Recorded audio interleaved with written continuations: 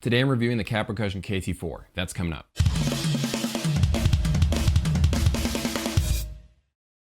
What's up guys, Justin Greenwald here, welcome to 65 Drums. This is the place to keep on top of all things Edrum related, so consider subscribing if you haven't yet. As you saw in the title, I'm reviewing the Kat Percussion KT4 today. So the reason why I bought this drum set is I needed a good set of cymbals and I needed a drum module. And the reason why I'm buying all those items is because I need a secondary drum set, and I've already got all the tom pads, I got the snare pad, I got the kick drum pad, I've even got a drum rack. What was going through my mind was, hey, I need a good sounding drum module, but I don't want to spend $1,500 to buy another Roland TD30. So I thought I'd get the Kat Percussion KT4 drum module because it's the best sounding drum module for that price. And they cost $500 by themselves. And on top of that, I needed some cymbals. So I was looking around on eBay and I found this drum set as a floor model this music store was trying to get rid of. And it was bidding at around $200 or $300. I got in the bidding and eventually won that bidding war for about $500. So for the price of one drum module, I also get a set of pads, a drum rack, and some cymbals. I thought that was a really good deal. When I got it in the mail, you guys actually saw that unboxing video, but what you didn't see was me putting it together and playing it for the first time.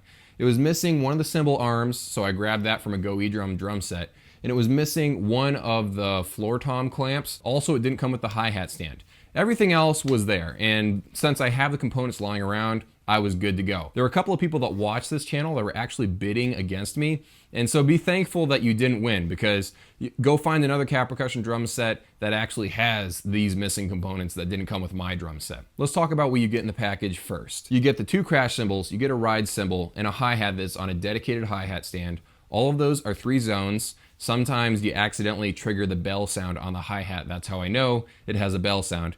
You get the drum module, which is really good for the price. You get a kick drum tower, which is exactly the same as the one that comes on the Alesis Crimson and Command, I believe, except the twist is that this one doesn't come with a mesh drum head. It comes with a Mylar acoustic drum head.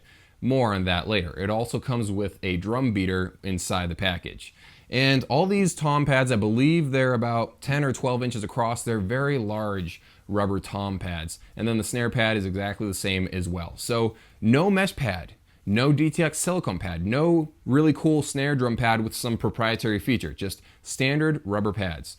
These are all the same pads that are on the Alesis Command, and all of these cymbals are the same ones that come on Alesis drum sets. They're the same ones that come on Pearl drum sets and other manufacturers as well. Even the drum module has the same body as another drum module. Kat Percussion basically called up Medeli and said, hey, we want to outsource an entire drum set from you, and all we're going to do is basically put in new sounds. A lot of the components are standard across a ton of different drum brands, which means they didn't put a ton of effort in the body of this kit. 100% of their efforts went into making the sounds, which is why this drum module is probably the best sounding drum module for $500. So let's go into the components one by one and then talk about the drum set as a whole and play some kit examples near the end of the video. These are your standard cymbals, like I said, that come on Pearl, Millennium, Alesis, and Simmons. They do the job. I wish that the feel of the cymbal was better, like the rubber texture. Also the stupid moon-shaped plastic ring that's on top of the cymbal. Roland does this also with some of their CY8 cymbals. I just don't like it. Just give us an entire rubber cymbal. Rubber's not that expensive. Just put a thin coating of rubber up there. Also, the bell isn't as easy to trigger as it should be. The ride cymbal is a good size. I do like how big the ride cymbal is. The hi-hat is my favorite because it's mounted on an acoustic hi-hat stand. No drum sets at this price point have that on an acoustic hi-hat stand. The chrome rack is cool. It's well built. I wish it was using ball clamps, but it is what it is. Very functional. It looks nice. It's sturdy. One thing I do not like about the hi-hat is the fact that you have to plug in the controller piece. Go Edrum doesn't make you do that. Yamaha doesn't make you do that. Roland doesn't make you do that. I don't know why they designed it to need power in the first place. They do have a clever workaround for this so that there's not 2 cables. They just have one cable that plugs in the wall and then it splits off into a Y shape. One end plugs into your hi-hat controller, the other end powers your drum module. So at least they made it cleaner and simpler than it would have been, but at the same time, it's an extra bit of cable that doesn't need to be there. I wish they just designed it to work off of no power at all. Let's talk about the drum module here for a second. This is the show. This is what gets people to buy this drum set, because most drum modules at this price point just don't sound that great. This is a huge perk of buying this drum set, the fact that you're getting decent drum set sounds for this price point. Let's be honest, the Roland TD11, the sounds are just passable. Let's be honest about the DTX 500 series. The sounds are, they're decent, but they're not as good as they should be. This drum module sounds better than everybody at this price point. It doesn't sound as good as a TD25, because that's the $1,000 drum module. It doesn't sound as good as a 2-box drum module. It doesn't sound as good as higher end Yamaha drum modules, but it is what it is for the price. It does the job very well. I believe there are 60 drum sets inside of this drum module, but I think they only recorded like 5 or so, and they basically EQ'd and tuned the drums differently to make it stretched into around 60 kits. And then of course your mandatory world percussion sounds are in there, your mandatory EDM sounds are inside there, and of course the 808 drum sounds are in there as well, because I guess it's like this law that someone made back in the day that every electronic drum module has to include the 808 drum sounds.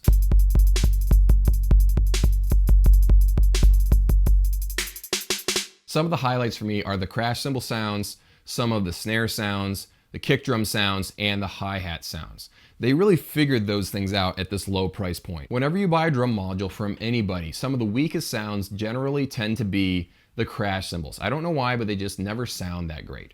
These ones sound good. They sound decent. They are something you can be kind of proud of and play live with if you really have to. The snare sounds, some of them are really good, some of them are really stupid. Same with the kick drum. There's some really good kick drum sounds in there. There's some sounds that are just sort of stupid in there.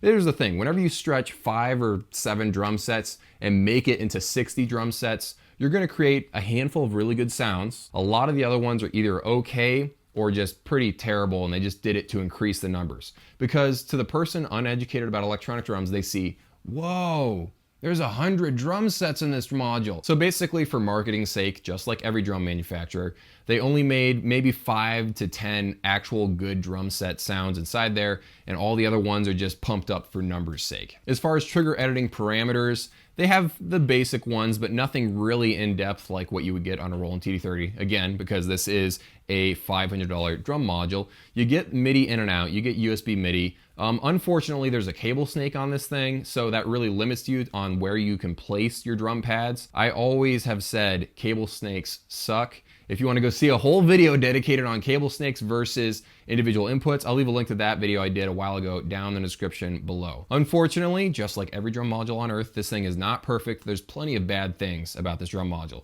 The number one thing is that there's not enough layers of sound within this thing. Let me give you a demonstration. Whenever you hit like a snare drum pad, soft, medium hard, whatever variation of force you apply, it's going to trigger a different sample. It's going to trigger a different recording of some guy in a studio hitting a drum at a specific velocity. That's great. But the problem is, if you don't have enough variations of hard to soft hits, then it kind of is jarring when you start transitioning. Kat Percussion seems to have skimped on this. Just your dynamic range while playing, just something feels a little bit off. You might not notice this when you just sit down at the drum set and play it while you're in the store. And if you just hit really hard all the time, then this doesn't matter to you. But if you're a connoisseur of drumming and you want to have really good dynamic range, this drum module may not be the route to go with. Let me talk about the rubber pads here for a second. I love the fact that they're so huge, but the problem is there's pretty bad hot spotting issues with these pads. So if you do a roll from the one side to the other side, it is very uneven triggering. When you're over here, it's really, really quiet. And as you get closer to the center, all of a sudden it gets really, really loud. And then as you go to the other edge, it's really, really quiet again. So let me demonstrate right here.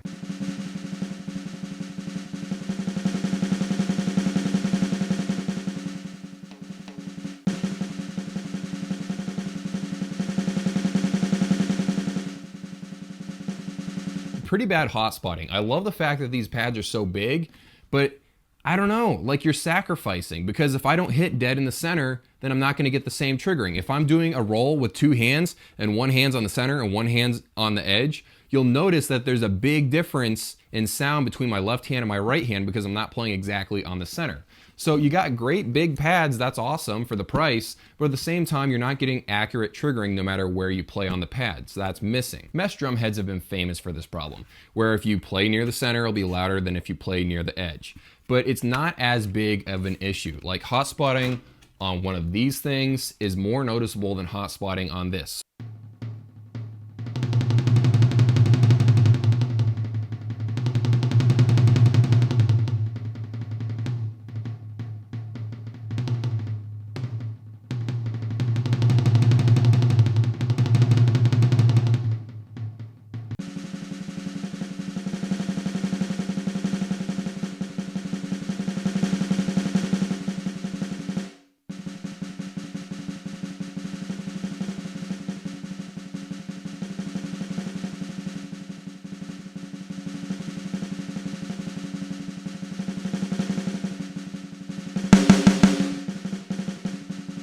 This is one of the biggest problems with this drum set. That hot spotting issue is glaring. And while we're talking about mesh drum pads, I highly recommend if you buy this drum set, because this is still a good drum set. I'm just pointing out the good things and the bad things about it.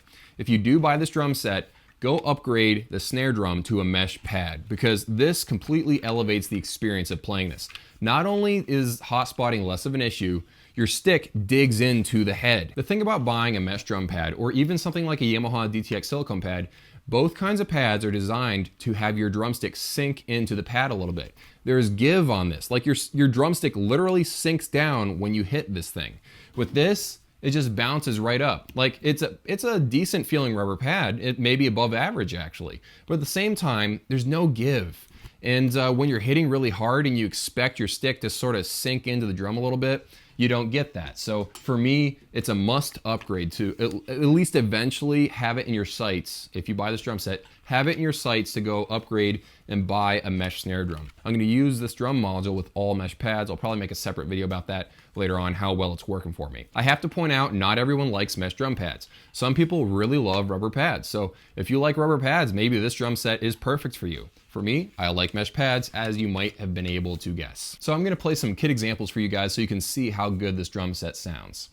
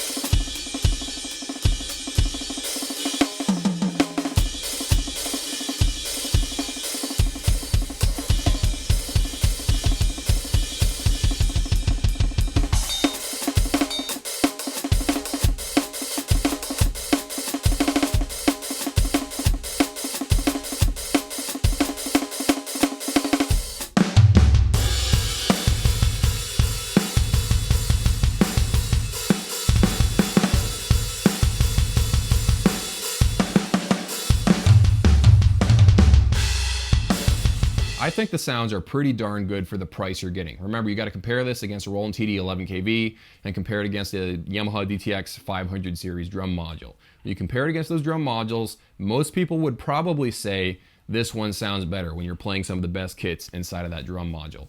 One thing they really figured out was the open hi-hat sound. I can't stress this enough. A lot of drum modules, they're great until you start playing a washing sound on the open hi-hat, and it just doesn't sound good at all. I just don't know why drum manufacturers can't figure out that we want a good, really nice, open sounding, washing hi-hat sound. And a lot of manufacturers never bother to make a good sounding hi-hat that's halfway open. But Kat Percussion did, and props to them on this. So let's step back and take a look at this drum set as a whole. What are you getting for what amount of money? For $1,200 as of right now, you're getting all rubber pads, you're getting a good drum rack, you're getting a really good drum module, the dynamic range is a little bit lacking, and you're getting cymbals that are going to break eventually, but they do the job as of right now if you buy it brand new. It's not a perfect package. This drum set is definitely not perfect. I would have been happier if they'd priced it at $1,000, but I think they fairly priced it. Now, if I was buying a new drum set right now and I had $1,200 to spend on just the drum set, and of course you have to factor in accessories as well, because that's definitely an extra cost.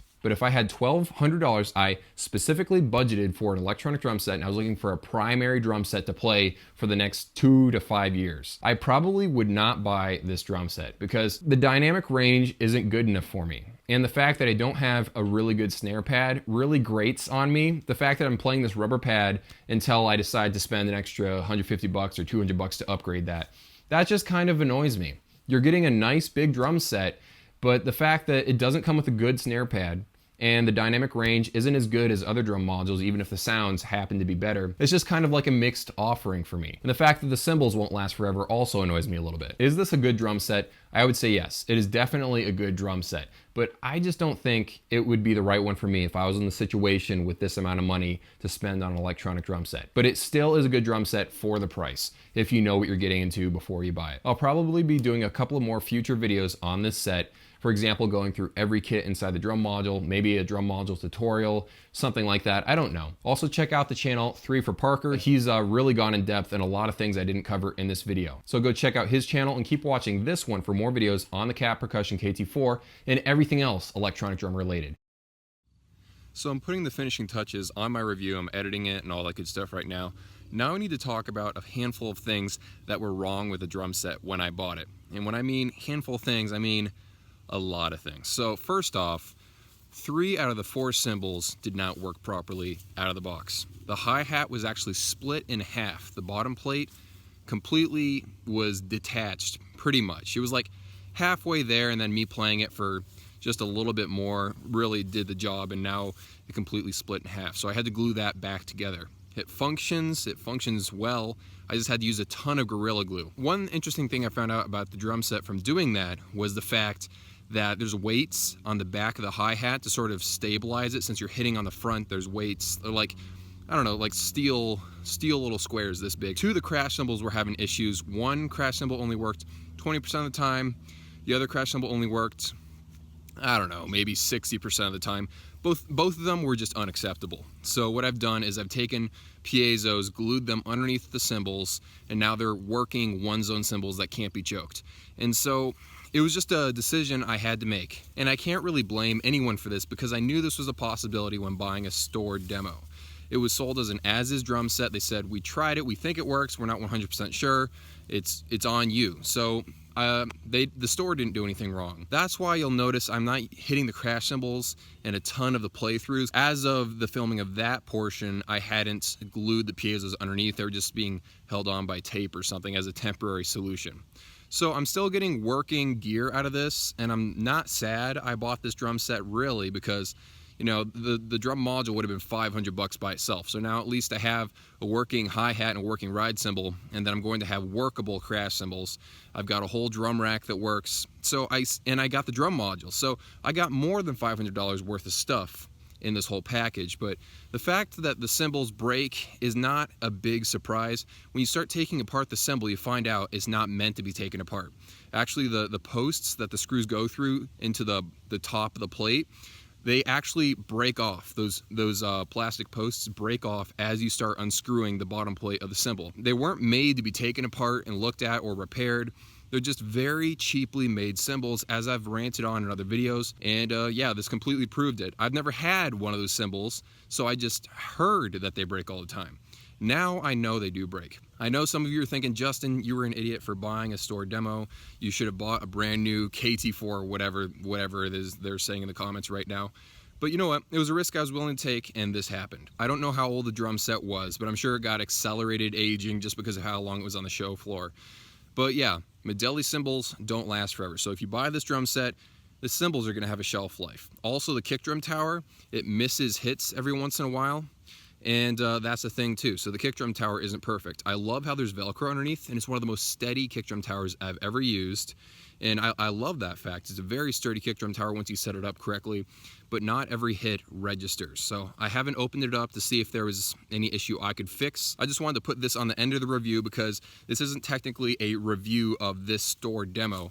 It's more a review of Kat Percussion drum set. So I can't hold any of these issues against the drum set because I did buy a used store floor model that hundreds or maybe thousands of people played in its lifetime. So anyway, hope you guys enjoyed the video. Here are some more demos of me playing the drum set I didn't include in that other section of the video. So hope you guys enjoy, and see you guys in a few.